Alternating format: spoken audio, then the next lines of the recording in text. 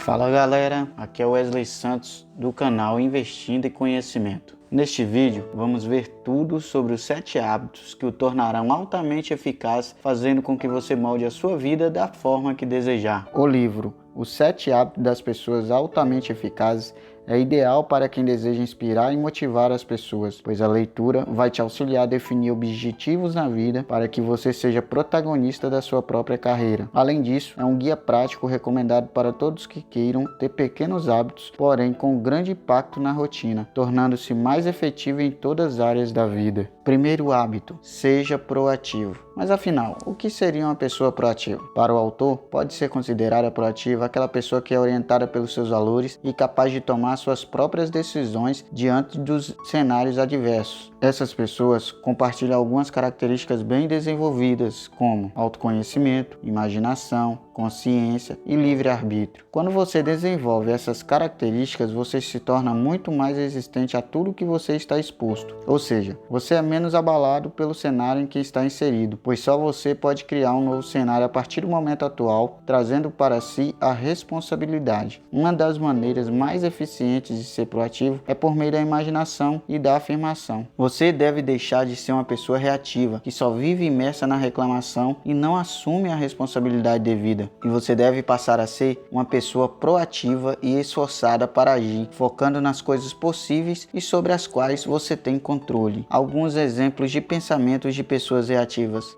eu não posso fazer nada, ele me colocou em uma situação ruim, tenho que fazer algo. Agora vamos ver como seria uma pessoa proativa. Preciso pensar em uma outra alternativa. Posso mudar minha atitude. Ter uma situação ruim não me afetará. Preciso escolher uma melhor opção. Dessa forma, você vai se modelando, obtendo a capacidade de fazer algo a mais, externando o seu comprometimento. Segundo hábito: comece com o objetivo em mente. Muitas pessoas passam boa parte de suas vidas fazendo coisas sem sentido e não buscam um objetivo. Isso faz com que os seus desejos fiquem apenas em sonho. Para virar o jogo, você, além de alcançar a meta, precisa alcançar a meta certa, senão não tem sentido. Você já parou para pensar o que gostaria que as pessoas dissessem sobre você no seu funeral? O autor discute muito essa pergunta no decorrer deste capítulo. Afinal, ela busca analisar qual o nosso real propósito. Para ele, devemos desenvolver a liderança pessoal, porque com ela somos capazes de entender os nossos reais objetivos. Além disso, o autor aconselha que façamos o planejamento e só depois as ações. Uma boa dica é sempre visualizar o resultado antes da ação. E para te ajudar nesta tarefa, o livro sugere: defina sua missão pessoal. Nela devem estar contidos os seus valores, objetivos e princípios. Imagine e visualize o resultado antes de realizar. Memorize a sua meta. É fundamental, pois todos os dias você tem de acordar com o objetivo de fazer algo que contribua para alcançá-la. Anote sua meta e faça um compromisso com você mesmo. Terceiro hábito: primeiro,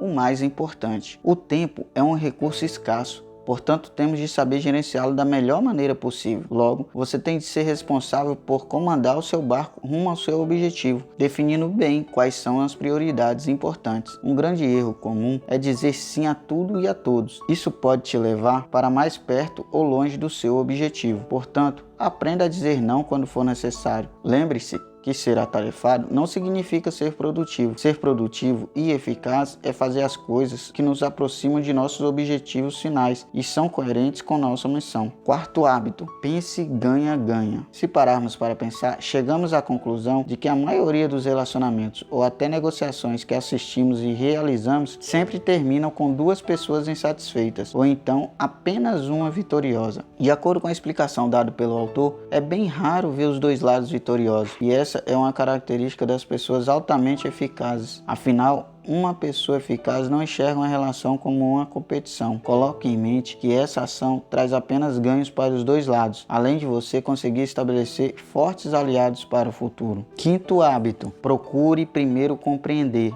depois ser compreendido. O autor apresenta um cenário muito verdadeiro nos dias atuais, pois a cada dia que passa, grande parte das pessoas querem aprender a como falar bem em público e a se comunicar de forma efetiva. Porém, não adianta ser um bom transmissor se são poucos aqueles que têm a habilidade de escutar e entender o que a outra pessoa tem a dizer. Na maioria dos casos, escutamos para responder e não entender. Portanto, procure primeiro ouvir e só depois falar. E é muito mais do que apenas ouvir. É necessário ouvir as pessoas com empatia com a capacidade de entender perfeitamente o que ela precisa e o porquê. Dessa forma, entendidas ambas as partes, vocês podem se ajudar, criar uma relação ganha-ganha e delinear os objetivos. Sexto hábito: crie sinergia. Você sabe o verdadeiro significado de sinergia? Segundo o livro, ela pode ser compreendida quando o resultado da união de duas partes é maior que a soma dessas partes separadas, ou seja, o todo é maior que a soma das partes. Um exemplo disso é quando conseguimos alcançar uma cooperação criativa, fazendo com que as diferenças entre as pessoas gerem novos resultados. Dessa forma,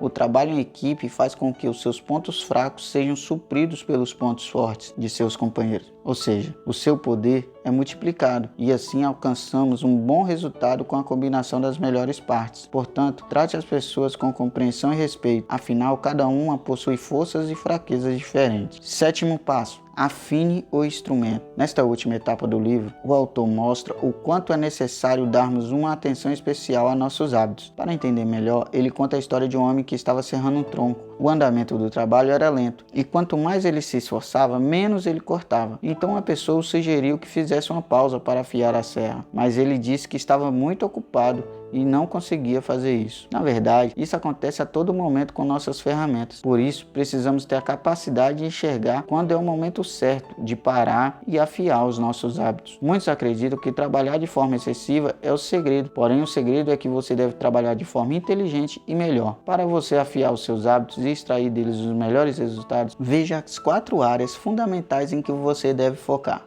Primeira área: física. Faça exercícios físicos frequentemente, pelo menos 30 minutos por dia, além de ter uma alimentação balanceada e adequada. Segunda área: espiritual. Fazer orações, meditações e utilizações de músicas, além de ser um bom momento para revisar os seus valores. Terceira área: mental.